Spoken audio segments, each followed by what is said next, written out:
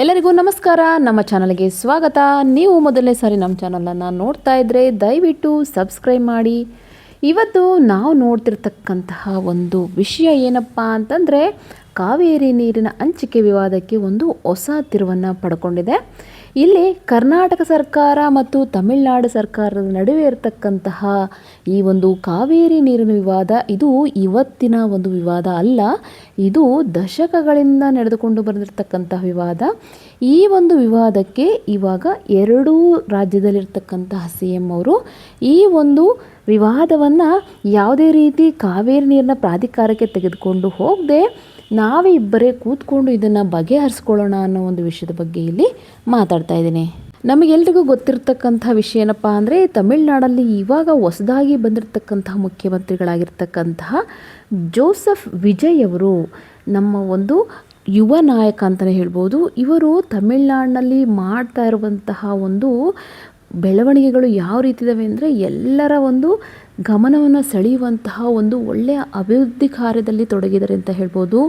ಯಾವುದೇ ಒಂದು ರೀತಿಯಾಗಿರ್ತಕ್ಕಂತಹ ಮಹಿಳೆಯರ ಒಂದು ಸೇಫ್ಟಿ ಆಗಿರಬಹುದು, ಆರೋಗ್ಯಕ್ಕೆ ಸಂಬಂಧಪಟ್ಟಂತೆ ಆಗಿರ್ಬೋದು, ಶಿಕ್ಷಣಕ್ಕೆ ಸಂಬಂಧಪಟ್ಟಿರೋಂತೆ ಆಗಿರ್ಬೋದು, ಈ ರೀತಿ ಪ್ರತಿಯೊಂದು ರಂಗದಲ್ಲೂ ಕೂಡ ಅವರು ಹಳೆಯ ಒಂದು ವ್ಯವಸ್ಥೆಯನ್ನು ತೆಗೆದುಹಾಕ್ಬಿಟ್ಟು ತಮ್ಮದೇ ಆದಂತಹ ಒಂದು ರೀತಿಯಲ್ಲಿ ಒಂದು ಅಭಿವೃದ್ಧಿಯನ್ನು ಒಂದು ಕಡೆ ಒಂದೆಜ್ಜೆ ಮುಂದೆ ಇಟ್ಟಿದ್ದಾರೆ ಅಂತಲೇ ನಾವು ಹೇಳ್ಬೋದು.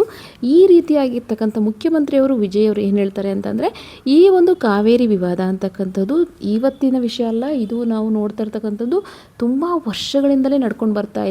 ನಾವು ಅಲ್ಲಿಗೆ ಹೋಗ್ಬಿಟ್ಟು ಸುಮ್ಮನೆ ನಮ್ಮ ರಾಜ್ಯಗಳ ಮಧ್ಯೆ ಒಂದು ಜಗಳಗಳು, ನೀರಿನ ವಿವಾದಕ್ಕೋಸ್ಕರ ನಾವು ಯಾಕೆ ಮಾಡ್ಕೊಳ್ಬೇಕು, ಅದ್ರ ಬದಲು ಇಬ್ಬರು ಕೂತ್ಕೊಂಡು ಪರಸ್ಪರ ಮಾತುಕತೆ ಮೂಲಕ ಯಾವುದೇ ರೀತಿಯಾಗಿರ್ತಕ್ಕಂತಹ ಜಗಳಗಳು ಬೇಡ, ಇಲ್ಲಿ ಒಂದು ಮಾತುಕತೆ ಮೂಲಕ ನಾವು ಹಂಚ್ಕೊಳ್ಳೋಣ, ನಮ್ಮ ಸಮಸ್ಯೆಗಳನ್ನು ನಾವೇ ಬಗೆಹರಿಸ್ಕೊಳ್ಳೋಣ, ಇದರಲ್ಲಿ ಮೂರನೇ ವ್ಯಕ್ತಿಯ ಅವಶ್ಯಕತೆ ನಮಗೆ ಬೇಡ ಅನ್ನೋ ರೀತಿಯಲ್ಲಿ ಅವರು ಒಂದು ಹೇಳಿಕೆಯನ್ನು ಕೊಟ್ಟಿರ್ತಾರೆ. ಇದಕ್ಕೆ ಸಂಬಂಧಪಟ್ಟಂತೆ ನಮ್ಮ ಕರ್ನಾಟಕದ ಮುಖ್ಯಮಂತ್ರಿ ಆಗಿರ್ತಕ್ಕಂತಹ DK ಶಿವಕುಮಾರ್ ಅವರು ಕೂಡ ಇವರಿಬ್ಬರು ಒಂದು ನೇರವಾಗಿ ಮಾತುಕತೆಯನ್ನು ಮಾತಾಡಿ ನಂತರ ಇದನ್ನು ನಾವು ಬಗೆಹರಿಸ್ಕೊಳ್ಳೋಣ ಅಂತ ಅವರು ಒಂದು ಪ್ರಸ್ತಾಪ ಅಂತಕ್ಕಂಥದ್ದು ನಡೀತಾ ಇದೆ. ಈ ಒಂದು ಸಭೆ ಅಂತಕ್ಕಂಥದ್ದು ಆಗಸ್ಟ್ 3ನೇ ತಾರೀಕು ಬೆಂಗಳೂರಲ್ಲಿ ನಡೀಬೋದು ಅನ್ನೋ ಒಂದು ಸುದ್ದಿ ಕೇಳಿ ಬರ್ತಾ ಇದೆ. ಇದೇನಪ್ಪ ಅಂತಂದರೆ, ತಮಿಳುನಾಡು ಸರ್ಕಾರ ಹೇಳೋದು ಕೂಡ ಮತ್ತು ಕರ್ನಾಟಕ ಸರ್ಕಾರ ಹೇಳೋದು ಎರಡೂ ಕೂಡ ಕಾವೇರಿ ನೀರಿನ ಹಂಚಿಕೆ ಅಂತಕ್ಕಂಥದ್ದು ಸಮವಾಗಿ ಆಗಬೇಕು. ಇಬ್ಬರಿಗೂ ಕೂಡ, ಯಾರಿಗೂ ಕೂಡ ಇಲ್ಲಿ ಹೆಚ್ಚು ಅಥವಾ ಕಮ್ಮಿ ಅಂತಕ್ಕಂಥದ್ದು ಇಲ್ಲ, ಇಬ್ಬರು ಕೂಡ ಸಮವಾಗಿ ಆಗಬೇಕು. ಇಲ್ಲಿ ತಮಿಳುನಾಡು ಸರ್ಕಾರ ಏನಾಗುತ್ತೆ ಅಂದರೆ, ಕಾವೇರಿ ನೀರಿನ ಹಂಚಿಕೆ ಮತ್ತು ಮೇಕೆದಾಟು ಯೋಜನೆಗಳು ಇವೆರಡರ ಕುರಿತು ಕೂಡ ಅದು ನೇರವಾಗಿ ಮಾತನಾಡುವಂತಹ ಒಂದು ಪ್ರಸ್ತಾಪನೆಯನ್ನು ನಮ್ಮ ಕರ್ನಾಟಕ ಸರ್ಕಾರದ ಮುಂದೆ ಇಟ್ಟಿದೆ.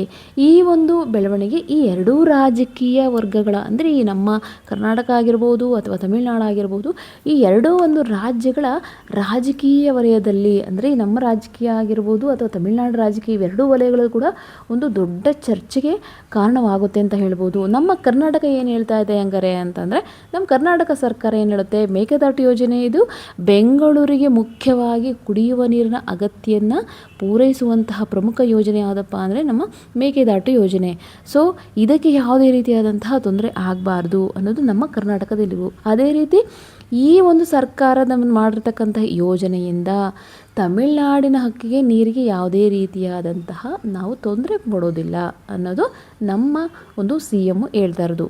ಇಲ್ಲಿ ನಮ್ಮ ಕರ್ನಾಟಕದಲ್ಲಿರ್ತಕ್ಕಂತಹ ಬೆಂಗಳೂರಿಗೂ ಯಾವುದೇ ರೀತಿ ಅನ್ಯಾಯ ಆಗಬಾರ್ದು, ಅದೇ ರೀತಿ ನಿಮ್ಮ ತಮಿಳುನಾಡವ್ರಿಗೂ ಕೂಡ ಕುಡಿಯೋ ನೀರಿಗೆ ಯಾವ ರೀತಿ ತೊಂದರೆ ಆಗೋದಿಲ್ಲ ಅನ್ನೋ ಒಂದು ನಿಲುವನ್ನು ನಮ್ಮ ಕರ್ನಾಟಕ ಹೇಳ್ತಾ ಇದೆ.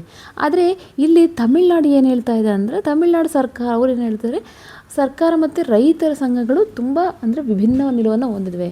ಅವ್ರ ಪ್ರಕಾರ ಏನು ಹೇಳ್ತಾ ಇದ್ದಾರೆ, ಮೇಕೆದಾಟು ಅಣೆಕಟ್ಟೇನಾರು ನಿರ್ಮಾಣ ಆದರೆ ಕಾವೇರಿ ನೀರಿನ ಅರಿವು ನಮಗೆ ಕಡಿಮೆ ಆಗುತ್ತೆ, ಕಾವೇರಿ ನೀರಿನ ಅರಿವು ಕಡಿಮೆ ಆದರೆ ನಮಗೆ ರೈತರಿಗೆ ತುಂಬ ಸಂಕಷ್ಟ ಎದುರಾಗುತ್ತೆ ಅಂತಕ್ಕಂಥದ್ದು ತಮಿಳುನಾಡಿನ ವಾದ ಆಗಿರುತ್ತೆ. ಇದಕ್ಕೋಸ್ಕರ ಸುಪ್ರೀಂ ಕೋರ್ಟ್ ಏನಾಗುತ್ತೋ, ಕಾವೇರಿ ಜಲ ನಿರ್ವಹಣಾ ಪ್ರಾಧಿಕಾರ ಏನು ಹೇಳ್ತು, ಇವೆರಡನ್ನೂ ಕೂಡ ಅದು ವರ್ಷಕ್ಕೆ ಅದನ್ನು ಮುಂದೂಡ್ತಾ ಬಂತು. ಇದರಲ್ಲಿ ಯಾವುದೇ ರೀತಿಯಾಗಿರ್ತಕ್ಕಂತಹ ಒಂದು ಅಭಿವೃದ್ಧಿ ಕೂಡ ಆಗಲಿಲ್ಲ. ಎರಡೂ ರಾಷ್ಟ್ರಗಳ ನಡುವೆ ಅಂದರೆ ಎರಡು ರಾಜ್ಯಗಳ ನಡುವೆ ಒಂದು ಇಲ್ಲಿವರೆಗೂ ಕೂಡ ಇದೊಂದು ಜಗಳ ನಡೀತಾನೇ ಇದೆ. ಕಾವೇರಿ ವಿವಾದ ಪ್ರತಿ ವರ್ಷ ಮಳೆಗಾಲ ಬಂತು ಅಂದರೆ ನಮ್ಮ ಕಾವೇರಿ ನೀರಿನ ವಿವಾದಗಳು ಎದ್ದು ಸ್ಟಾರ್ಟ್ ಆಗುತ್ತೆ. ಈ ವರ್ಷ ನಾವು ನೋಡೋದಾದರೆ ಆ್ಯಕ್ಚುಲಿ ಮಳೆ ಕಡಿಮೆನೇ ಸ್ಟಾರ್ಟ್ ಆಗಿದೆ. ಅಂದರೆ ಪ್ರತಿ ವರ್ಷಕ್ಕೆ ಕಂಪೇರ್ ಮಾಡಿದ್ರೆ ಈ ವರ್ಷ ಸ್ವಲ್ಪ ಮಳೆ ಕಮ್ಮಿ ಇದೆ. ಅದಕ್ಕೋಸ್ಕರ ಸ್ವಲ್ಪ ನೋಡಿಕೊಂಡು ಎರಡೂ ರಾಜ್ಯಗಳಿಗೆ ಯಾವುದೇ ರೀತಿಯಾದಂತಹ ಅನ್ಯಾಯ ಆಗದ ರೀತಿಯಲ್ಲಿ ನೋಡ್ಕೊಳ್ಳಿ ಅಂತ ಹೇಳ್ತಾರೆ.